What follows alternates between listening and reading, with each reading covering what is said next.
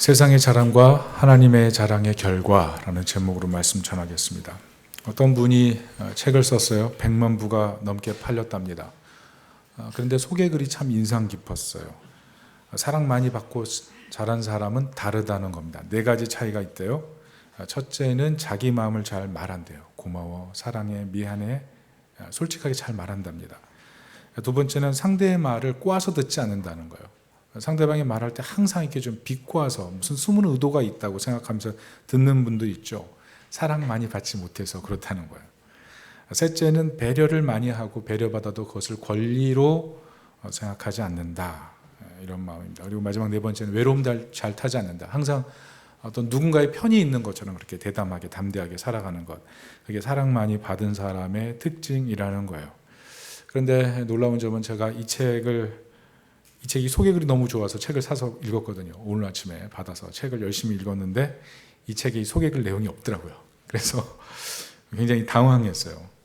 이 소개글 내용처럼 좋은 글이 많을 줄 알고 봤는데 아침부터 속이 좀 쓰렸습니다. 굉장히 바쁜 시간에 책을 사서 읽었는데 제가 그것을 보면서 내가 참 이렇게 좋은 글을 읽고 읽으려는 마음은 있지만 사실 그 좋은 글을 받아서 내 삶으로 적용하려고 하는 내 속사람의 문제는 아직도 연약하구나 이런 생각을 했다는 것입니다. 예수 믿고 나타나는 변화가 참 뭘까요? 그것은 우리 속사람이 변화되는 거죠. 속사람. 에베소서 3장 16절에 이렇게 얘기합니다. 그의 영광의 풍성함을 따라 그의 성령으로 말미암아 너의 속사람을 능력으로 강건하게 하시오며. 예수 믿고 나서의 변화가 이 속사람의 변화입니다. 속사람이 변화되면 어떤 특징이 나타나요? 인생의 자랑거리가 바뀌어요. 얼마나 많이 가졌냐, 얼마나 높이 올라갔느냐, 그리고 내가 얼마나 다른 사람 보기에 주목받을 인생이냐, 여기에 인생을 걸지 않아요. 자랑거리가 바뀌게 돼요. 여러분 왜 짜증나죠? 그 이유는 내가 별 볼 일 없는 사람 같아서 그래요. 여러분 왜 매일매일 지옥 같은 삶을 살아갑니까? 인정받지 못해서 그래요. 좌절감 몰려드는 이유가 있어요. 되는 일 없어서 그래요. 저도 아침에 책 읽으면서 내가 원하는 내용이 없으니까, 되는 일이 없으니까 짜증이 나더라고요. 속사람이 온전하지 못하는 거죠. 성령이 역사하면 우리 속사람이 온전하게 돼서 자랑거리가 바뀌게 되는데 아직까지 속사람이 변화되지 못하고 자랑거리가 바뀌지 못하니까 나도 모르게 믿는 사람인지 믿지 않는 사람인지 차이가 안 나는 그런 모습이 있다는 겁니다. 제가 참 그런 것 같아요. 예수 오랫동안 믿었지만 잘 안 바뀌는 것 같아요. 사람들 만났을 때 제 약점 잘 숨기게 급급하고, 그런데 정말 성령 충만할 때는 약점이 문제가 아니더라고요. 제 안에 계신 예수 그리스도, 그분이 얼마나 아름다운 분인가를 생각하면 도리어 저의 질그릇, 이 질그릇 같은 연약함들을 도리어 자랑하고 그것을 도리어 높이면 질그릇에 내 보배를 담으신 하나님의 은혜를 다른 사람들에게 자랑하는 제 모습을 발견하게 되더라는 거죠. 대표적인 예가 요한복음에 나온 우물가의 연인 아니겠습니까? 남편이 5명이에요. 그리고 지금 있는 남자도 남편이라고 얘기할 수 없는, 참 인생이 참 기구해요. 얼마나 외로웠을지, 얼마나 고독했을지 이해하게 되죠. 동네 다 소문났어요. 그러니까 정오에 물 들어오는 거예요. 정오에는 너무 떼약볕이니까 아무도 안 나올 줄 알고 예수님 만나잖아요. 예수님 만나고 어떻게 됩니까? 동네로 들어가잖아요. 예수님이 자랑이 된 거죠. 자신의 인생에 자랑거리 없었는데 예수님 만나고 나서 내 인생이 질그릇 같아도 내 안에 담긴 보배이신 예수 그리스도 때문에 동네에 있는 많은 사람들에게 내가 본 예수 그리스도를 자랑하는 그 용기, 그게 변화 아니겠습니까? 저는 오늘 예배 때 세상적인 자랑이 없음으로 인해서 고민하고 또 세상적인 자랑 때문에 고민하는 분들이 진정한 자랑거리이신 예수님을 붙드는 그런 귀한 시간 되기를 예수님의 이름으로 축복합니다. 오늘 본문에 보면은 진정한 자랑거리가 아닌 것들을 붙들고 자랑거리 삼으려는 사람들이 있습니다.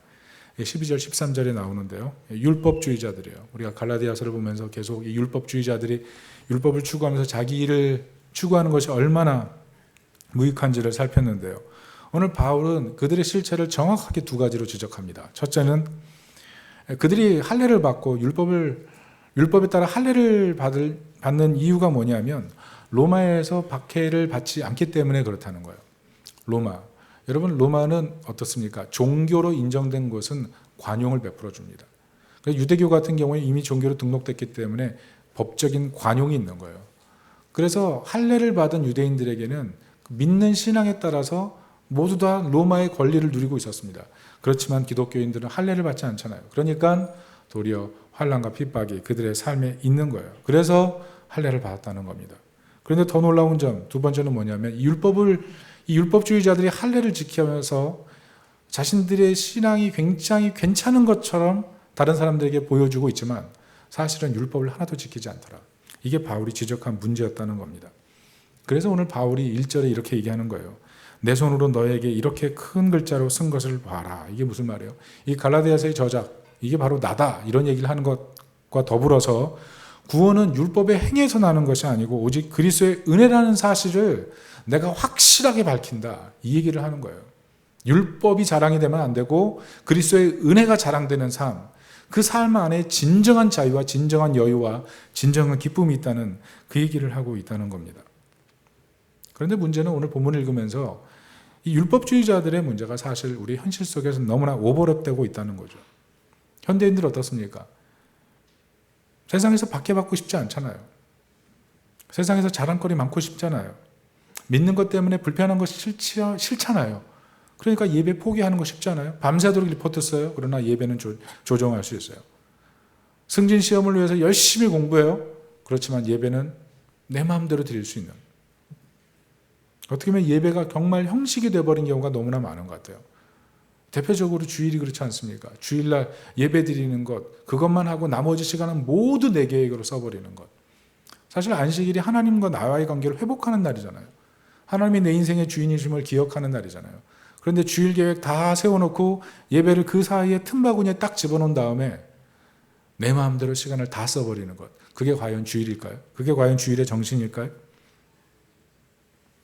신앙을 지키는 것 때문에 목숨을 거는 것이 옛날에는 명예였어요. 그렇지만 지금은 신앙을 지키기 위해서 목숨을 버리는 것이 명예가 아니라 불편하면 잠수 타서 편안함을 위해 살아가는 것, 그게 더 큰 명예가 되는 것, 그게 지금 시대 아니에요?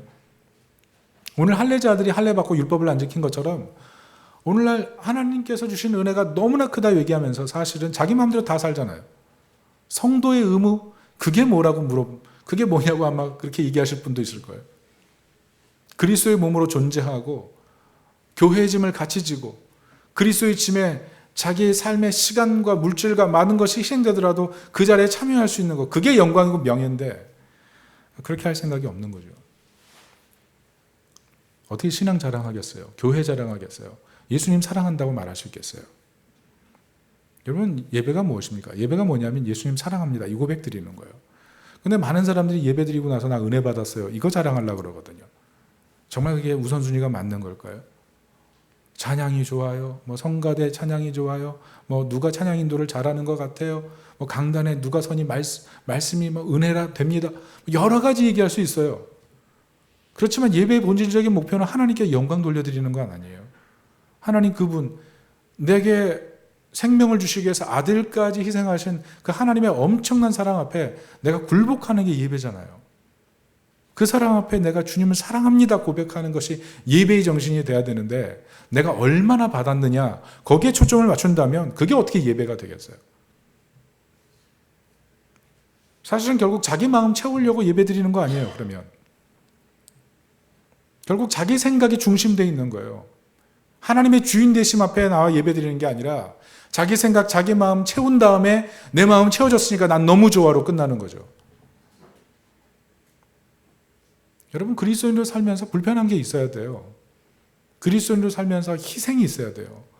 그리스도인으로 살면서 하나님의 영광 앞에 내가 버리는 것들, 포기할 수 있는 것들이 있어야 돼요. 만약 세상적인 자랑거리를 위해서 신앙적인 불편함을 감수할 수 없다면 그 문제가 있는 거 아니겠어요? 예배 드리러 왔어요. 하나님, 고난보다 큰 은혜를 주십시오. 맞는 기도죠. 그렇지만 고난이 다 해결되고 나면 하나님 앞에 은혜를 얻기 위해서 나오겠어요? 사실은 고난보다 큰 은혜를 구하면서 하나님 앞에 자기 자랑거리를 회복하고 싶은 마음이 더 많은 건 아니겠어요? 자기 자랑거리가 다 많아져가지고 이제는 사람들 앞에서 나 괜찮은 사람으로 살고 있어요를 증명하기 위해서 예배에 와서 하나님 앞에 고난보다 큰 은혜를 주십시오라고 기도하고 있는 건 아닐까요? 초점이 뭐예요?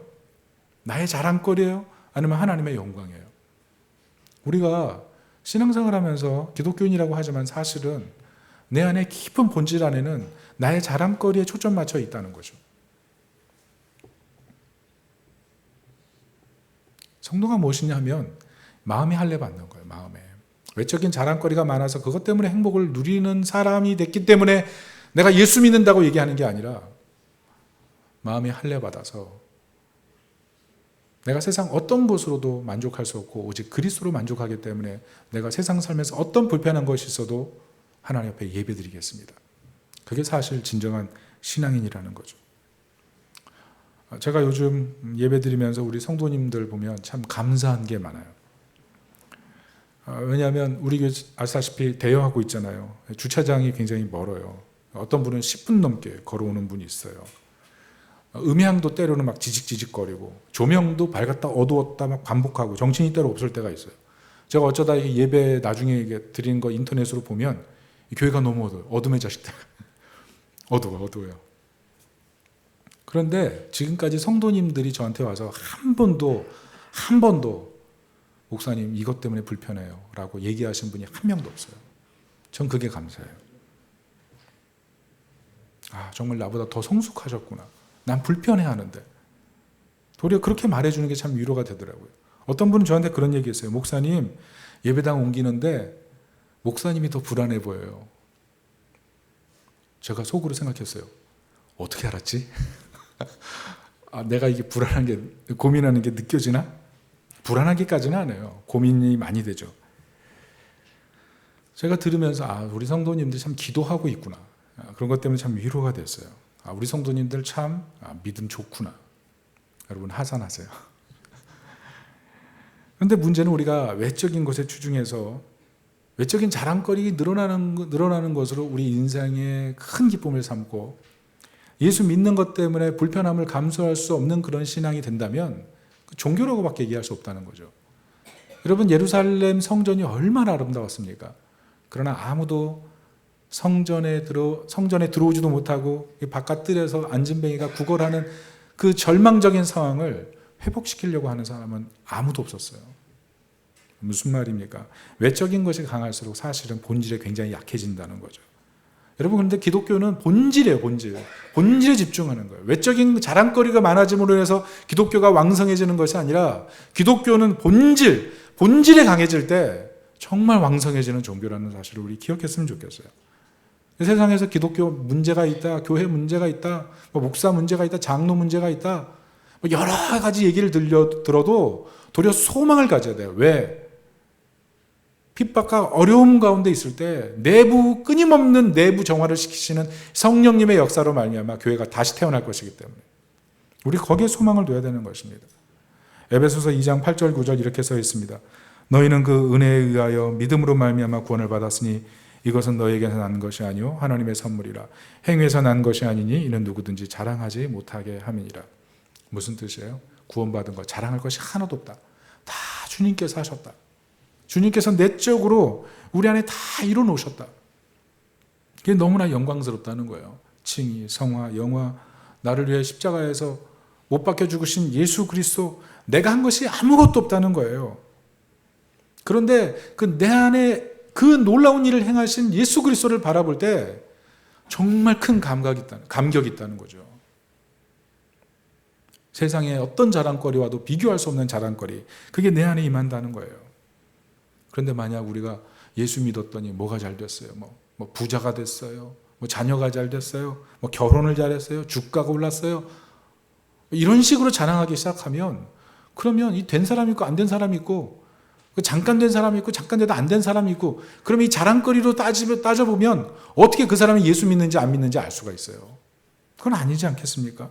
만약 그리고 하나님이 우리에게 좋은 일을 허락하시지 않으면 우리 예수 안 믿을 거예요? 우리에게 때로 하나님께서 고난 허락하시면 그 이유 때문에 예수 그리스도의 죽으심을 부인할 것입니까? 그건 아니잖아요.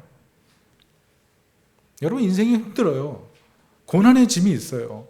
당장 빚이 있고 미래를 알지 못할 만큼 막막한 현실이 있다고요.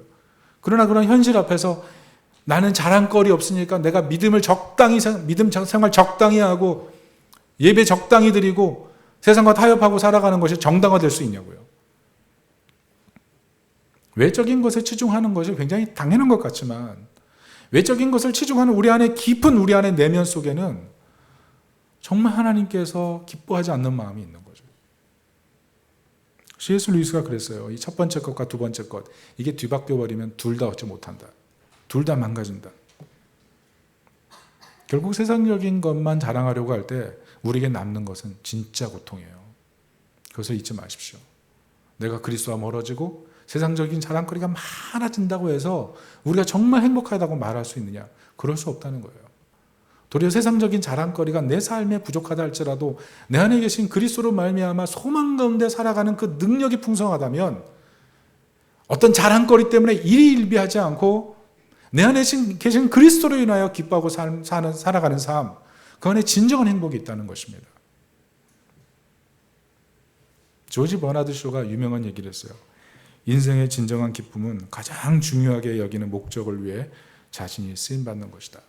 목적을 가지고 자신이 그 목적에 합당하게 잘 쓰임받으면 사람들이 세상에서 이 목적, 저 목적 얘기할 때 그 목적에 잘 쓰임받으면 그것이 정말 기쁜 것이다. 인생에서 참 잘 사는 것이다. 이런 얘기를 했다는 것입니다. 그러면서 부연을 이렇게 했어요.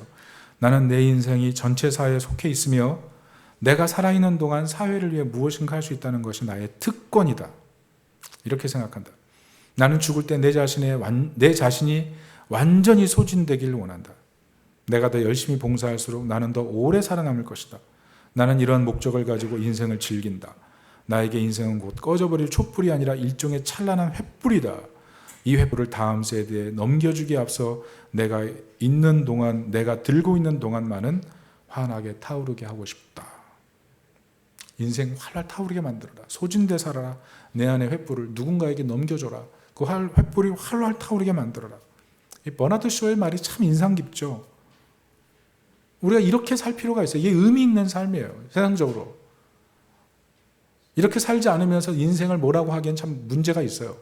그렇지만 버나드 쇼가 뭐라고 했냐면 이런 얘기를 했어요.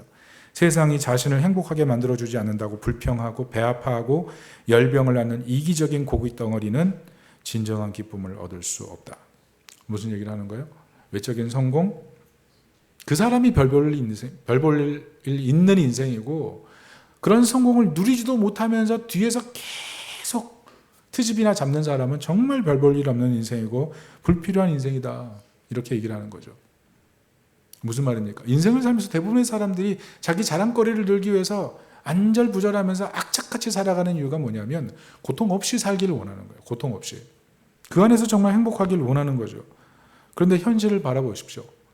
조지 버나드 쇼가 얘기했던 것처럼 고깃덩어리 같이 현실을 살아가는 삶의 애환에 묶여있는 사람들도 굉장히 많거든요. 이 조지 버나드 쇼의 얘기가 굉장히 일리가 있지만 그 사람의 얘기에 굉장히 중요한 것이 하나 빠져 있는데 약자를 전혀 배려하지 못하고 있다는 거죠. 태어나면서부터 삶의 애환을 통해서 지금 당장 그 자리를 놓쳐버린 그런 사람들은 이것을 바라보면서 절망할 수밖에 없다는 거죠. 중요한 얘기예요. 필요한 얘기예요. 그러나 다 살릴 수 없는 얘기. 그게 세상의 문제예요. 다 살릴 수 있는 것처럼 얘기하지만 사이드 이펙트가 있는 거예요. 거기에 들어있지 못한 사람은 철저한 박탈감을 느끼는 세상. 그게 세상이라는 겁니다. 여러분 이렇게 살면 더 우월한 인생 살 수 있을까요? 더 우월한 인생이라고 지금 얘기하고 있는 분들은 앞으로 더 어떻게 우월해질 거예요? 그거 어떻게 뚫어갈 겁니까? 쉽지 않다는 거예요. 쉽지 않다는 거예요. 세상적인 것으로 내 자랑거리를 세우려고 하는 삶에 깊은 딜레마가 있다는 거죠. 그래서 한병철 씨는 고통 없는 사회라는 책을 쓰면서 그런 얘기를 했어요. 사람들의 꿈은 고통이 없는 것이다. 자랑거리가 많아지는 것이다. 어떻게 해서든지 진통제라도 투여해서 고통을 없애버리고 싶어 한다. 현실이 뭐예요? 고통 없애기 위해서 마약이라도 먹잖아요. 마약이라도 투여해서 고통 잊어버리려고 하잖아요. 왜요? 고통이라는 것 자체가 약함이니까. 그런 약함이 내 삶에 들어오는 것 자체가 싫은 거죠. 즐겁기만 원하는 거죠. 행복하기를 원하는 거죠. 그래서 자랑거리를 계속 하나씩 얻어가지고 자기 삶에 치장하는 거죠. 그렇게 살기를 원하는 거예요. 그런데 니체가 그런 얘기를 했어요. 고통이 모든 가치를 재평가시킨다. 고통이 들어올 때 우리가 생각하는 사고가 재평가되고 진정 무엇이 중요한지를 깨닫게 한다는 거죠. 하이데거는 그런 얘기를 했어요. 고통은 우리가 짐작하지 못하는 지점에서 그 치유력을 선물한다. 이 세상의 자랑거리만 생각하고 이 자랑거리를 막 추구하며 살았는데 치유가 안 돼요. 이 자랑거리 있으면 치유될 것 같고, 이 자랑거리 있으면 치유될 것 같고, 이 자랑거리 있으면 난 성공했다고 얘기할 것 같은데 계단을 밟아 올라갈수록 치유가 없어요. 그런데 고통이 딱 들어오는 순간에 내가 왜 이렇게 사는지를 깊이 깨닫고 도리어 자신의 삶을 돌아보고 치유하게 되는 그런 은혜가 있다는 거죠. 밤이 깊을수록 별이 빛나는 것처럼 우리 인생에 다가온 밤이 우리 인생을 다시 바라보게 만든다는 거예요. 그러니까 고통이 필요 없다는 게 아니에요. 고통이 필요 없는 것이 아니라는 거죠. 내 자랑거리가 많아지는 삶이 의미가 있는 것이 아니라 때로는 고통이라는 현실이 우리를 성장시키는 촉매가 될 수 있다는 거죠. 그러니까 자랑거리 많은 게 진짜 우리 인생을 행복하게 해준다는 게 아니에요. 결정적으로 신앙은 어떻습니까? 우리가 활활 타오르기 위해서 열심을 다하면 어떻게 돼요? 하나님이 나를 왜 부르셨는지를 잊어버려요. 하나님 안에서 내가 얼마나 소중한 존재인지를 잊어버려요. 그냥 활활 타오르는 게 중요해지죠. 활활 타오르는 게. 안식할 수 없고 평강 누릴 수 없고 즐겁지 않아요. 하나님의 내게 원하시는 본래적인 목적, 그 안에 거하지 못하는 거죠. 그게 문제 아니겠어요?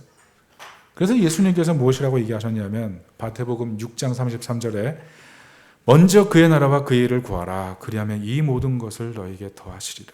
무슨 말이에요? 하나님 나라가 내 인생의 가장 큰 비중이 될 때 하나님 나라, 내 안에 임하신 그 예수 그리스도가 내 인생의 가장 중요한 존재가 될 때 인생의 바른 질서가 생긴다는 거예요. 인생의 진정한 기쁨이 찾아온다는 것입니다. 지난주에 제가 어떤 카페에 갔더니 카페에 이렇게 써 있더라고요. 너희는 세상 소금, 너희는 세상의 빛 이렇게 써 있더라고요. 영어로 써 있더라고요. 영어로 보니까 랜드, 땅에는 소금이고 월드에는 빛이더라고요. 저는 좀 몰랐어요. 그래가지고 보면서 참 의미가 있다 생각했어요. 근데 인생을 살면서 그래요. 때로 어떤 사람은 활활 타오를 수 있고 어떤 사람은 활활 타오르는 게 멈춰있는 순간이 있거든요. 근데 그것 때문에 일희일비하는 게 인생인데 이 주님의 말씀, 이 세상에 비치고 너희가 세상의 소금이라는 그 말씀을 비춰보면 그 순간 우리는 나의 존재됨이 새롭게 재정이 되면서 그 상황에 물리지 않게 되는 거죠. 그게 능력 아니겠어요? 낙심하지 않고 좌절하지 않고 하나님이 나에게 갖고 계신 그 엄청난 희망을 생각할 때 상황과 환경을 보면서 낙심하지 않게 되는 것. 그게 바로 복음의 능력인 것을 믿으시기 바랍니다. 이게 바로 예수 그리스도를 통해서 우리에게 이루어진 일인 거예요. 오늘 그래서 사도 바울이 14절에 뭐라 그럽니까? 우리 같이 한번 읽어볼게요. 시작. 그러나 내게는 우리 주 예수 그리스도의 십자가 외에 결코 자랑할 것이 없으니 그리스도로 말미암아 세상이 나에 대하여 못 박히고 내가 또한 세상을 대하여 그러하니라. 바울이 이렇게 말해요. 세상은 외모지상주의거든요. 물질지상주의거든요. 명예지상주의거든요. 학벌지상주의거든요. 우리가 그 틀에 올라가야 되거든요. 그래야 행복하거든요. 그런데 그게 틀렸다는 거예요. 그게 진짜 행복을 주는 선물이라고 착각하면 안 된다는 거예요. 우리를 진정으로 행복하고 영원하게 행복하는 그 가치에 우리 인생이 먼저 붙들려야 된다는 거예요. 그게 십자가라는 거예요. 예수 그리스도의 십자가 안에서 우리가 빛이 되고 소금이 된 이 존재적 변화가 일어났다는 그 사실, 거기에 매여 인생을 바라볼 때 우리는 세상에 연연하고 사는 사람이 되지 않을 수 있다는 거예요. 여러분, 우리가 1월 첫 주에 선교를 갑니다. 왜 가요? 복음 증거하러 갑니다. 그런데 복음 증거한다는 이유가 뭐예요? 자랑거리가 바뀌었다는 거죠. 자랑거리가 예수 그리스도라는 거 아니겠어요? 한번 좀 해보세요. 선교 현장 가서. 세상을 살면은 내 지위가 무엇인가에 따라서 내 모든 게 결정되잖아요. 내가 얼마나 돈을 가졌느냐에 따라서 내가 먹는 게 달라지잖아요. 내가 놀러 가는 곳이 달라지잖아요. 내가 입는 옷이 달라지잖아요. 사람들은 그것으로만 평가하잖아요. 우리는 그것으로 평가되기 때문에 늘 스트레스 받잖아요. 악착같이 살아가려고 하잖아요. 그런데 선교 현장에 들어가서 복음을 증거하면서 생각이 바뀌는 거예요. 내가 정말 자랑할 것이 무엇인가? 다시 한번 생각하게 되지 않겠어요? 옛날에는 돈이 힘이었어요. 지식이 힘이었어요. 아는 지인이 힘이었어요. 그런데 선교 현장에 가면 의지할 게 오직 하나님이잖아요. 능력 주실 분이 오직 하나님이잖아요. 전도할 능력을 내가 뭐 똑똑하다고 전도 잘해요? 뭐 학벌이 있어요? 뭐 자랑할 수 있어요? 뭐 물론 외모가 좀 되면 사람들이 좀 더 와가지고 이 복음을 좀 더 들으려고 하겠죠. 그렇더라고요. 제가 가면은 산적같이 생겨가지고 막 길이 다 열려요. 근데 예쁜 자매랑 같이 가면 막 몰려들더라고요. 예쁜 분들 좀 가주세요, 선교. 뭐 농담이고요. 어떤 분은 티켓이 비싸서 못 간대요. 속상했어요. 아니, 핸드폰은 얼마나 비싼 거 드는데? 이런 생각이 좀 들었어요. 학비는 얼마나 비싼데? 결혼은 돈 있어서 했나? 이런 생각. 집안에 가재도구는 돈 많아서 장만했나? 이런 생각 잠깐 들으면서 제가 화가 났어요. 정말 중요한 건 대가 치르면서 다 쓰잖아요. 다 하잖아요. 그런데 정말 우리를 구원해 주신 예수 그리스도의 복음을 증거하는 일을 위해서는 대가를 치르려고 하지 않잖아요. 그렇다면 정말 도대체 뭐가 우리 인생의 중심인 거예요? 못 가실 상황에 있는 분들도 있잖아요. 그런 분들은 후원하시면 됩니다. 그렇지만 정말 우리 인생을 살면서 가장 중요한 예수 그리스도의 그 사랑을 전하려고 하는 그 마음됨이 중심에 있어서 내 인생의 자랑거리가 바꾸어진 경험이 한 번도 없는 분들은 선교 현장에 가서 한번 부딪혀 보세요.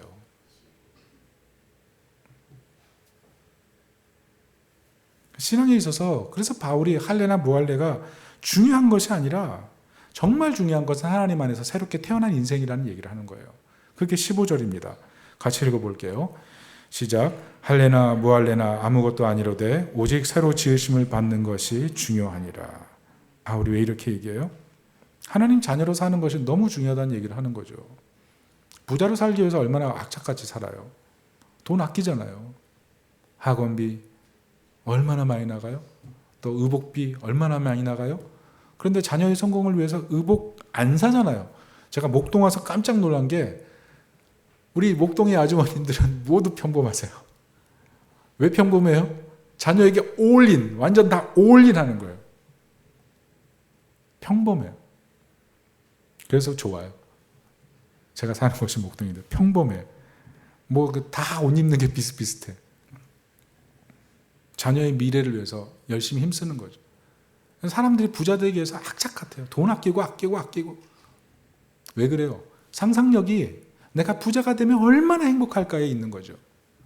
왜 자녀를 위해서 그렇게 악착같이 투자해요? 내 자녀가 잘 되면 내가 얼마나 행복할까? 거기에 대한 믿음의 상상력이 있는 거예요.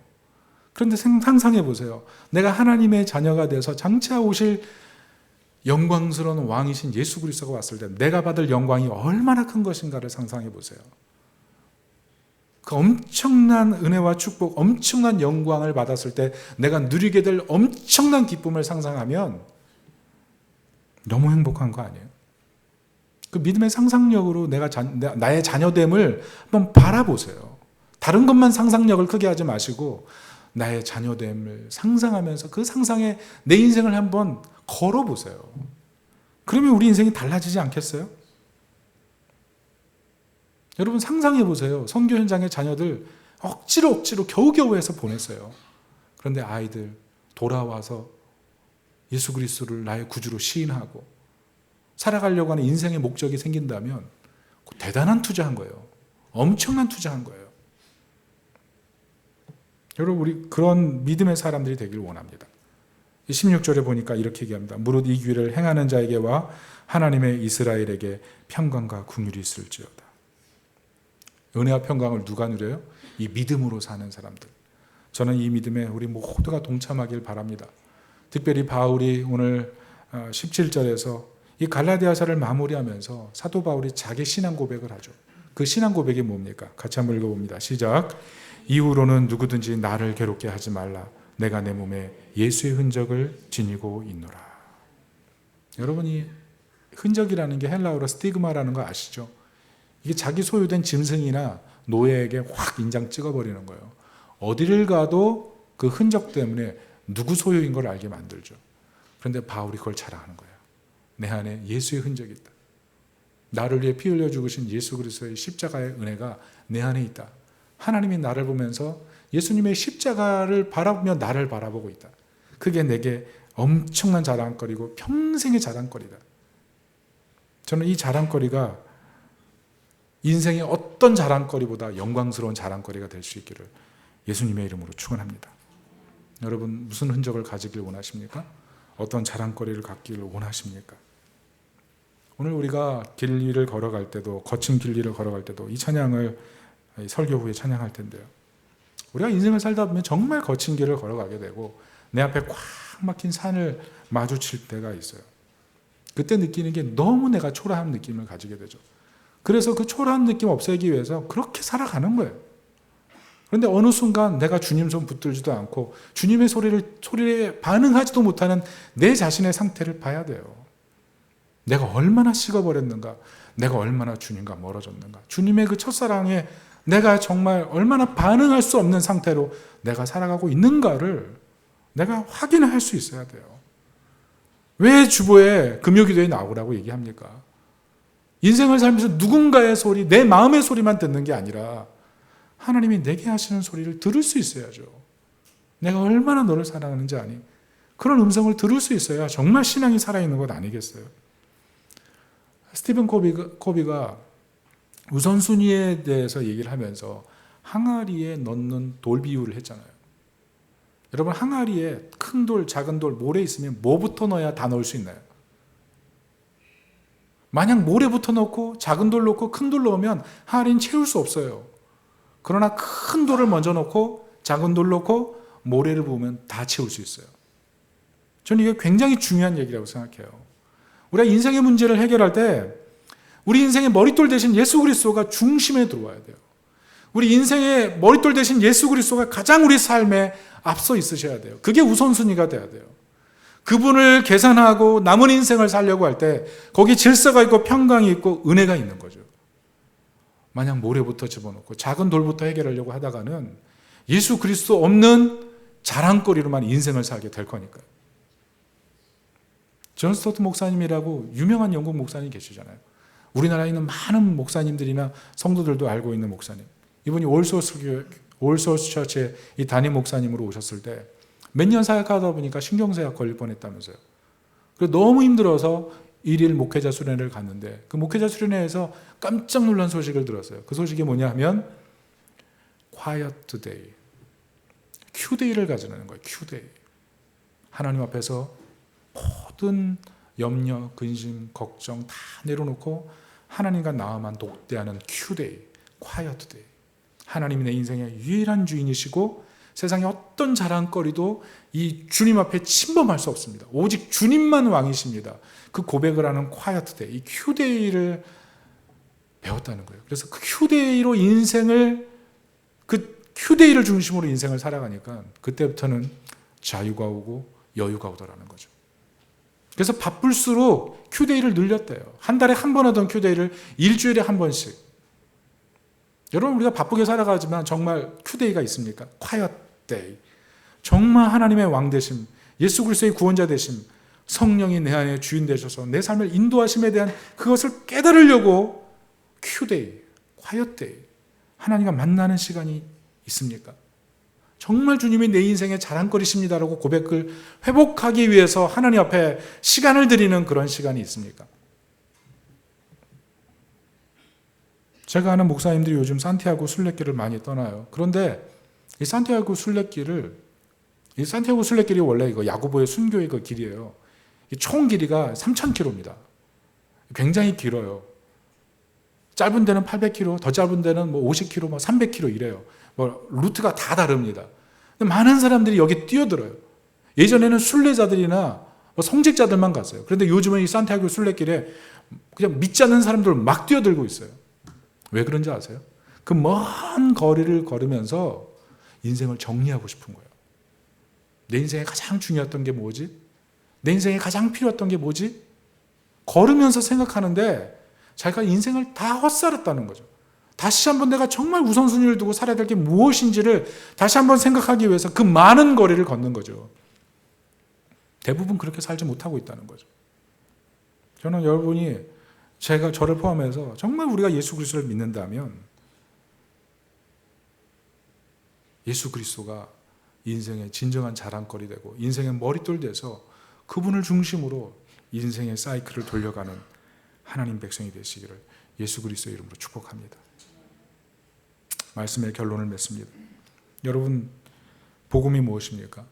복음이 무엇이냐면 하나님의 자랑인 우리를 회복시키기 위해서 예수님께서 어떤 자랑거리도 없이 십자가에서 죽으셨다는 것입니다. 그 이유는 세상에 자랑거리 없어도 예수님으로 인해 충분하게 살 수 있다는 것을 예수님 충분하게 보여주시기 위해서고, 예수님께서 친히 참 자랑거리 없이 죽으셨기 때문에 자랑거리가 정말 없는 인생을 돕기 위해서 십자가에서 죽으신 것이고, 무엇보다 세상의 진정한 왕이신 그분과 함께 살아갈 때 우리는 세상의 어떤 것으로도 흔들리지 않고 주님 안에 있는 부요와 영광과 능력 가운데 살게 되기 때문에 예수님께서 십자가에 못 박혀 죽으신 것입니다. 우리는 그 예수 그리스도를 믿는 사람들이고, 그 예수 그리스도를 내 안에 모실 때 진정한 믿음으로 살 수 있는 사람들인 것입니다. 나의 자랑거리가 뭔가요? 내가 정말 자랑하고 싶은 게 무엇인가요? 세상의 자랑거리에 인생을 거는 것이 아니고, 내가 예수 그리스도가 있기 때문에 예수의 흔적을 가지고 있는 것이 내 인생의 최고의 자랑거리가 되시기를 예수님의 이름으로 축원합니다. 아멘. 우리 거친 길 위를 걸어갈 때도 우리 찬양 부르면서 우리의 마음을 좀 고백하고 믿음을 고백하는 이 시간 됐으면 좋겠습니다.